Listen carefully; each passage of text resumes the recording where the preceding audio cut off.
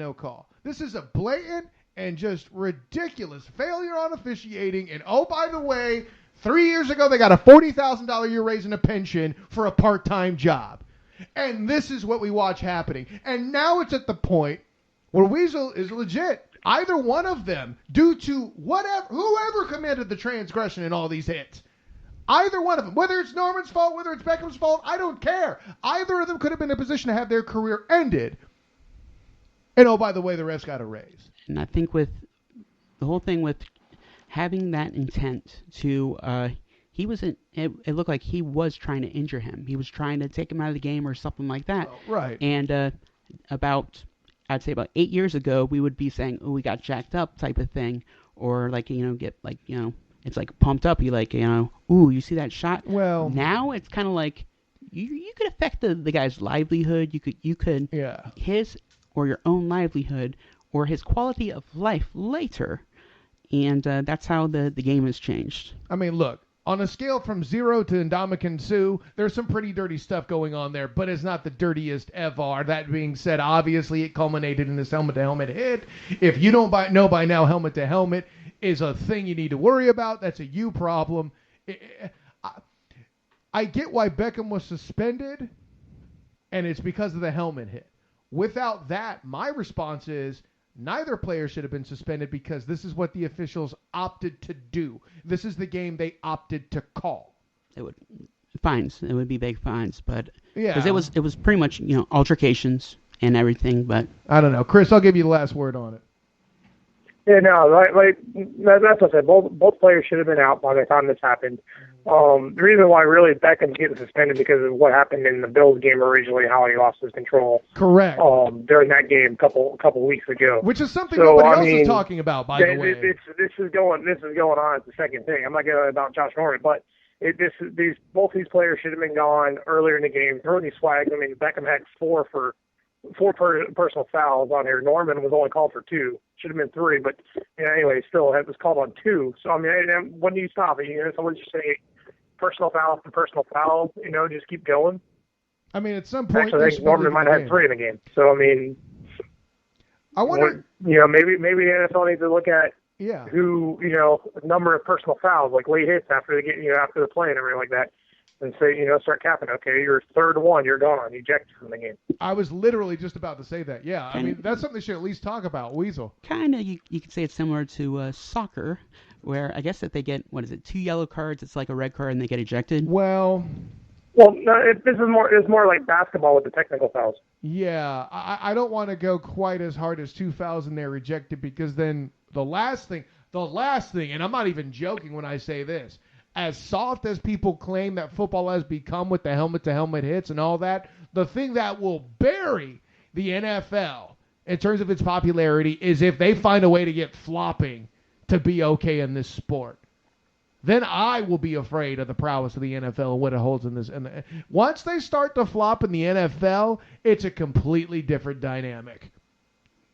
And that's where you got to be careful. I see where you're going with the soccer comparison. It's a good question. But that's the thing you got to be careful with is you do not want to create a culture where flopping is okay in the NFL. Weasel. I think it's some plays you're going to have where pretty much helmet-to-helmet, personal foul. But I think there are some plays where suddenly I think the running back or maybe the quarterback ducks or something. Sure. So the defensive player's going to tackle them, go with the shoulder first or whatever. Right. But you have the guy in offense duck and helmet hit. So kind of giving it a penalty on that and having someone that be a catalyst to remove the player from the game, it can cause problems. Well, then I'll take one from Chris's thing too. You're right to distinguish the helmet hit compared to the what's it called? The helmet hit compared to this Odell Beckham Jr. play. Maybe flagrant fouls or something that need to be accounted for. Who knows?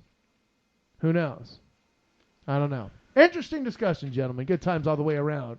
You know what else is interesting? Just like we've been calling it since they played each other the first time, the race in the NFC North. Packers, Raiders. Weasel, go ahead. The Packers remain at the top of the NFC North with their 30-20 road victory over the Raiders. You got Packers quarterback Aaron Rodgers, 22 of 39. It's not very accurate. It's not very good. He's kind of an accurate quarterback. Yeah. Well, according to Skip Bayless, he's overrated. 204 yards, 1 touchdown, 1 INT, sacked twice. You got Packers fullback John Kuhn, 3 rushes for 12 yards and a touchdown. Packers wide receiver James Jones, 6 catches, 82 yards and a touchdown. For the Raiders, you have quarterback Derek Carr, 23 of 47, 276 yards, 2 touchdowns, 2 INTs in the mid-first quarter. You have Carr throwing an interception that was returned to the Raiders' 17-yard line, where 4 plays later, Packers scored a touchdown. You have in the mid-second quarter, Carr threw a pick 6 that was returned 43 yards for a touchdown by Packers rookie cornerback Demarius Randall. Carr was sacked 3 times, but had 4 scrambles for 42 yards. You have Raiders running back Latavius Murray, another former UCF Knight, 21 carries for 78 yards. Then you got Raiders rookie wide receiver Amari Cooper. I think past couple games, I think he had like a big 0 for one of his weeks. But this week, Amari Cooper had 6 catches for 120 yards and 2 touchdowns. Carter Cooper combo. Boom. It was a lot more prevalent this game. And you got Michael Crabtree, 6 for 70. So this win helped the Packers clinch a playoff spot. But they're not in control of their own destiny. Well, not in the division anyway. In the division, yeah. They got the spot, but there's a different team in the NFC North that can grab that spot. So segue! Yep. So, but you got one, we got the Carter Cooper combo thing going, and Carter Cooper combo. You got Amari Cooper. He did disappear certain games, but this game he definitely showed up. Would you call him still a front runner for Offensive Rookie of the Year? Cooper? Yeah. Absolutely. That's not even close. I mean, look, with Winston not making the playoffs, he's at least in the discussion. I think he's the top guy at the moment. I'd have to go back and consider that. Of course, the superlatives are only, 3 Mondays away. So there's that. I don't know. Pop quiz. You walk into a fast food joint, which do you order? A Roethlisberger or the Carter Cooper combo? Weasel. If you're a Steelers fan, the Roethlisberger. Which you are. Chris. The Carter Cooper combo sounds like you're getting more from it than what you get from just the Roethlisberger. Yeah, that's kind of where I'm at. You get more with the Carter Cooper combo. But what do you get? What is this combo, though?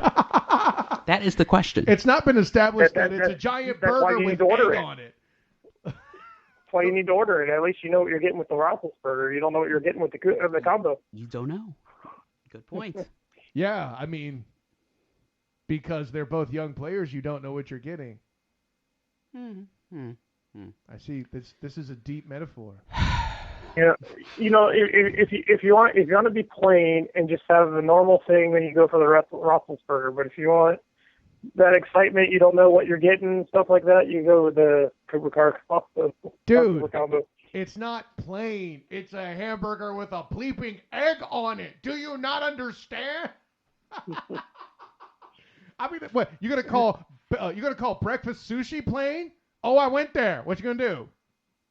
No, it's just having with the Roethlisberger. It's just the plain. You know what you're getting off of that. Fair enough. No, I just wanted. That was honestly just an excuse to talk about breakfast sushi because it's so damn amazing. Anyways, you want to know what else was amazing? The Vikings might actually have shown up in the clutch. Bears-Vikings, Weasel. The Vikings at home crushed their division rival, the Bears, 38-17. Crush! Did you just drop a crush in there? I totally did.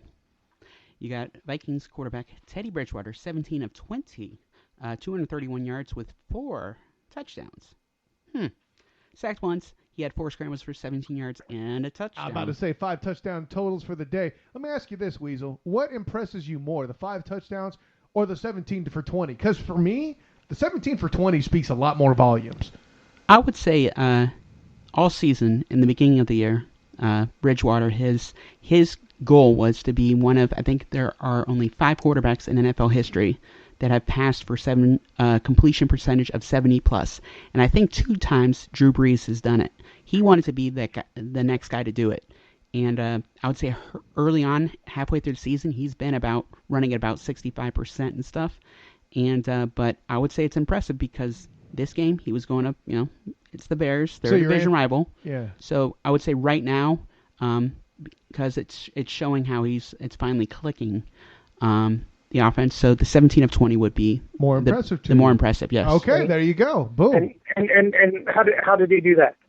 Look what his average was. It was 11.55 yards average down the field. That's not he wasn't terrible. trying to throw the ball deep down the field, mm-hmm. and that's what I've been saying. Short and medium range is where he is. If you try to throw the ball deep, that's where his average goes down. Yeah. Well, I mean, look, I like that point you made. There's also other quarterbacks out there that made a living doing it at less than 10 a clip. Alex Smith, Colin Kaepernick back when he was still relevant. Russell Wilson has had games smaller than 11.5 a hit. So it's a proven method for game management style quarterbacks, of which Bridgewater is a member. Weasel. And in this game, pretty much a lot of what Teddy Bridgewater did was he did a lot of touch passes. Yeah. And he had 2 touchdowns. To rookie wide receiver Stephon Diggs. He had 3 catches, 55 yards, in the 2 touchdowns. They were touch passes, and it's just there's one guy that's kind of like I would say like, why are you here type thing. Cordero Patterson? No, well, kickoff returns, that's his thing. Oh, so if you mean got a Mike kicker Wallace. that kicks out of the end zone, he's worthless. But the thing is that Mike Wallace? Mike Wallace, yes, because he's used to getting like about like 90-yard touchdowns or 80-yard touchdowns, with especially the times with Big Ben. He's been getting like the intermediate routes and stuff like that. It's just that Bridgewater right now, it's for those deep passes, he's not getting Wallace, but Wallace is still getting involved. He had like touch on a lot of the passes, the 4 touchdowns. I mean, for short to intermediate routes, he was very impressive. So you got running back Adrian Peterson, 18 carries for 63 yards. Late in the second quarter, he had a left ankle injury, and it did not look good at all. But, fortunately, he was able to get back onto the field. He did about 6 runs, and then he was good. Left it over for Jerick McKinnon and Mike Asiata. Asiata! Yes. Sprinkle some Asiata on that running game. Do it! But one running back, Jerick McKinnon, he had 4 catches for 76 yards and a touchdown. The guy's like one of those workout warriors, and he's like one of those players that you draft, and he's a freak, and he definitely can make his own plays. Yeah, I think something that's underrated is Asiata and McKinnon and what they did in AP's absence last year. Look, I'm not going to sit here and tell you that they were the best ever, but in support, they're not bad. Yeah, it's you got a good. It's a great change of pace because Jerick McKinnon's that freak. He can definitely get some catches in the air, and but Asiata, he's just that he's like the pretty much I would say like a first, second down type of a running back. Just consistent, just straightforward type of thing. So, but the 2 of them make a good team. Fullback Zach Klein, he had a 4-yard touchdown reception for the Bears. There's a fullback whose names you can pronounce. Yeah. Woot. Jay Cutler was 26 of 37, 231 yards with 2 touchdowns and an INT. Cutler was sacked 5 times, and he had a 1-yard goal line touchdown run. Now, following a surprise onside kick recovered by the Bears, Cutler was strip sacked, and it was recovered by Vikings defensive end Brian Robeson. Early in the fourth quarter, though, with the Vikings up 24-10, Cutler had a short dump-off pass that was intercepted by defensive end Justin Tretteau.